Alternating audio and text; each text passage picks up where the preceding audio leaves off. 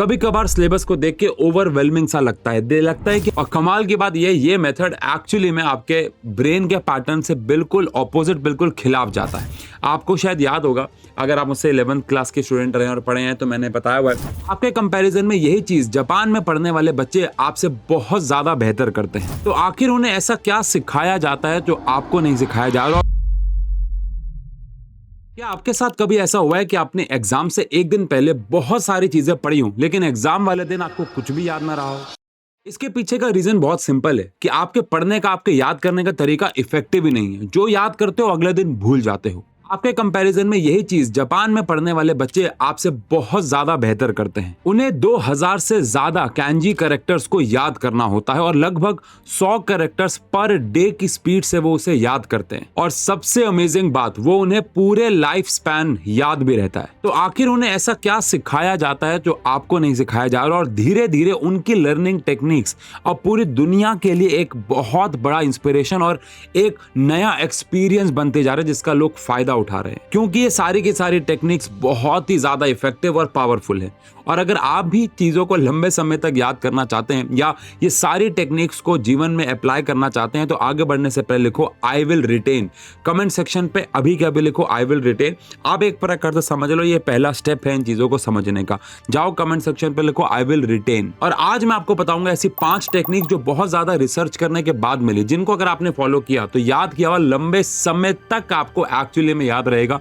सिर्फ ऐसे नहीं कि अगले दिन या 2-3 दिन बाद भूल जाओगे। क्योंकि अभी तक आप कैसे याद करते आए हो? किताब खोली, पन्ने पलटे, लाइन बाय लाइन चीजों को पढ़ना शुरू किया। और कमाल की बात ये मेथड एक्चुअली में आपके ब्रेन के पैटर्न से बिल्कुल ऑपोजिट, बिल्कुल खिलाफ जाता है। अब बात करें फॉरगेटिंग कर्व के बारे में। इसके हिसाब से हम जब भी कोई नई चीज सीखते हैं तो 24 घंटे के अंदर अंदर हम उसका 50% हिस्सा भूल जाते हैं और एक हफ्ते में वो चीजें और ज्यादा कम याद रहना शुरू करती है। इन शॉर्ट, नई चीज पढ़ी भी 24 घंटे के अंदर उसका 50% हिस्सा भूल ही जाओगे। ये रीजन है कि जब आप लाइन टू लाइन बस पढ़ते चले जाते हो तो ब्रेन की जो फॉरगेटिंग पावर है उससे आप उसको लड़ने का, ब्रेन को उससे लड़ने का मौका नहीं दे पाते हो। लेकिन जापानीज ट्रिक्स में कुछ ऐसा छुपा हुआ है जिससे आप ये फॉरगेटिंग पावर से लड़ पाओगे। ये मेथड्स आपको बार बार याद दिलाएगा कि ये इंफॉर्मेशन आपके लिए याद रखना बहुत जरूरी है और ये फॉरगेटिंग कर्व नीचे जाने के बजाय एक प्रकार से ऊपर जाएगा या एटलीस्ट कांस्टेंट तो रहेगा। तो अगर आप इंटरेस्टेड हो इस पूरे टॉपिक में तो पांचों की पांचों टिप्स आपको जेन्युइनली बताना बहुत हेल्प करेंगे। और थर्ड वाले टिप बहुत ज्यादा इफेक्टिव और क्रेजी है, मेरी पर्सनल फेवरेट भी। तो सबसे पहले आते हैं मेथड 1 पे। जापानीज में बच्चों को बचपन से ही रट्टा मारने के बजाय विजुअल तरीके से पढ़ना सिखाया जाता है ताकि वो वर्ड से नहीं, चीजों को एक्शन से समझे। मैं समझाता हूं इस बात को। सोचो आपकी कभी कभार आप जब एक मूवी देखने जाते हैं तो उस मूवी में जो बहुत इंपॉर्टेंट लाइंस होती हैं या बहुत अच्छे एक्शन सीन्स होते हैं जिनको आप ऑब्वियसली बात है पूरे ध्यान से देख रहे हो, वो कभी कभार आपको जीवन भर तक याद भी रह जाते हैं। कुछ एक्शन सीन्स आपको मूवीज के आज भी याद होंगे, जैसे कि मुझे याद है एक सीन मैट्रिक्स का जिसमें एक इंसान बुलेट को डॉज करता है पूरा नीचे बैठ के। वो सीन इतना आइकॉनिक था कि मैंने इतना ध्यान से देखा कि मुझे वो आज तक याद है, कितने साल हो गए। या फिर किसी मूवी का कोई डायलॉग जो आपको आइकॉनिक लगा और वो आपको जीवन भर के लिए याद हो गया हो। ऐसा होता है, लेकिन ऐसा क्यों कि हम पढ़ी हुई चीजों को अगले दिन तक भूल जाते हैं?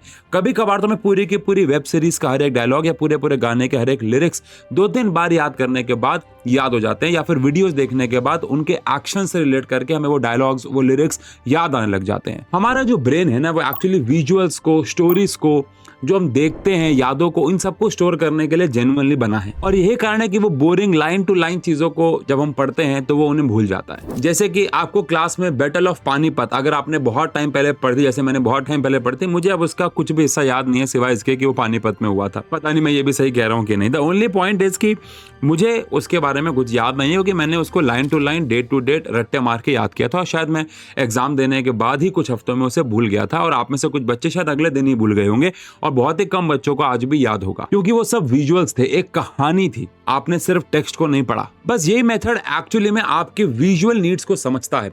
ये मेथड आपको रिप्रेजेंट करता है कि यार चीजों को विजुअली पढ़ो, लाइन टू लाइन पढ़ने के साथ साथ स्टोरीज बनाओ, कहानियां बनाओ, उनको विजुअलाइज करो। दो लोग आपस में रिएक्ट हो रहे हैं, कॉम्बिनेशन रिएक्शन है तो दो लोग एक दूसरे को हग कर रहे हैं, डीकंपोजिशन रिएक्शन है तो दोनों एक रस्सी को पढ़ के खींच रहे हैं, तोड़ रहे हैं। कोई भी एग्जांपल हो सकता है। एग्जांपल के तौर पे बहुत बेसिक एग्जांपल दे रहा हूं ताकि सब समझ पाए। H2SO4 का अगर आपको फॉर्मूला याद करना है तो आप ऐसे याद कर सकते हो कि एक सल्फर के आसपास 4 गार्ड हैं लेकिन 2 हाइड्रोजन अंदर जाने की कोशिश कर रहे हैं। बहुत रफ एग्जांपल दे रहा हूं अभी, क्योंकि मैं बस आपको एक 9, 10, 11, 12 के बच्चों को एक बात समझाना चाहता हूं कि हर एक चीज़ चलो ठीक है, कहानी बना के नहीं हो सकती है, बट ठीक है, आपको शायद याद होगा अगर आप मुझसे 11th क्लास के स्टूडेंट रहे और पढ़े हैं तो मैंने बताया हुआ है कि मैं शील्डिंग इफेक्ट को कैसे एक मॉल में एक लड़की को किसी ने छेड़ दिया, इसके ऊपर कहानी समझाता हूँ।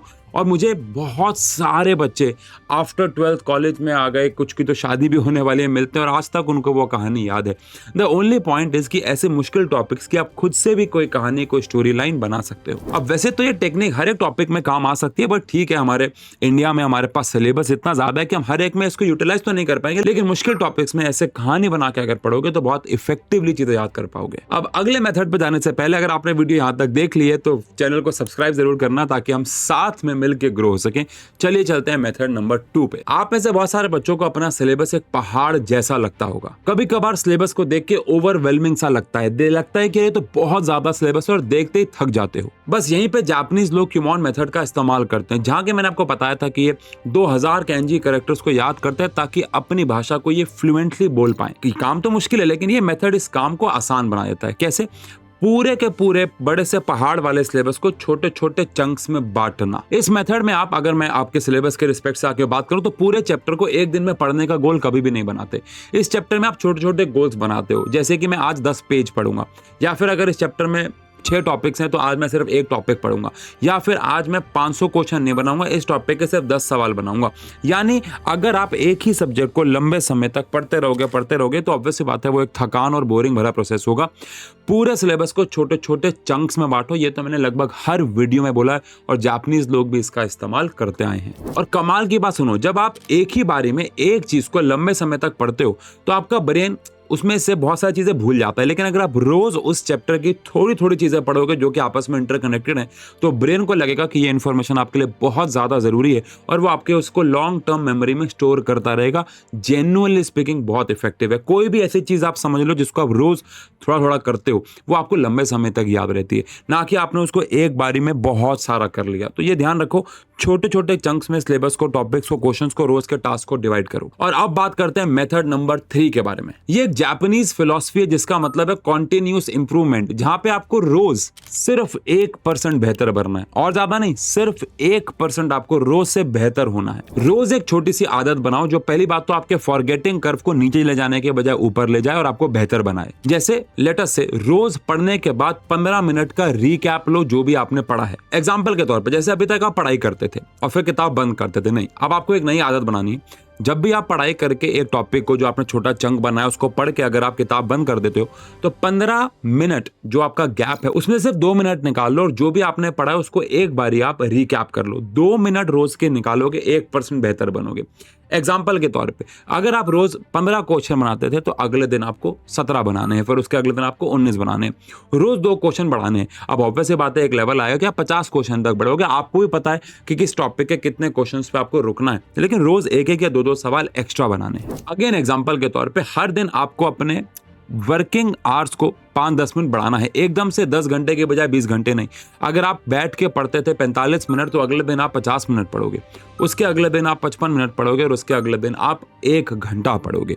लेकिन आप रोज अपना टाइम बढ़ाओगे। 5 मिनट नहीं बढ़ा सकते तो आप 2 मिनट बढ़ाओ, 3 मिनट बढ़ाओ, लेकिन रोज टाइम बढ़ाओ, रोज पिछले दिन से बेहतर हो। एक आध दिन तबीयत खराब है, दैट इज समथिंग डिफरेंट, लेकिन रोज पिछले दिन से बेहतर होना है, चाहे 30 सेकेंड ही क्यों ना हो, यह बेहतर फील भी करवाएगा। अब चलते हैं मेथड नंबर 4 यानी कि शिरीटोरी। ये एक बहुत ही क्लासिक और बहुत ही मजेदार गेम है जो जापानीज लोग बचपन से बड़े होने तक खेलते आए हैं। इसमें आपको शब्दों की एक चेन बनानी होती है जहां पे हर अगला शब्द पिछले वाले शब्द के आखिरी सिलेबल से शुरू होता हो। अब इस गेम को आप इंग्लिश वर्जन में अपनी पढ़ाई में कैसे यूज कर सकते हो, एक एग्जांपल देता हूं। अभी लेट्स से बैठे बैठे बात करते हैं कि मान लो आपने बायोलॉजी का सेल चैप्टर शुरू किया और आपने पढ़ना शुरू किया सेल।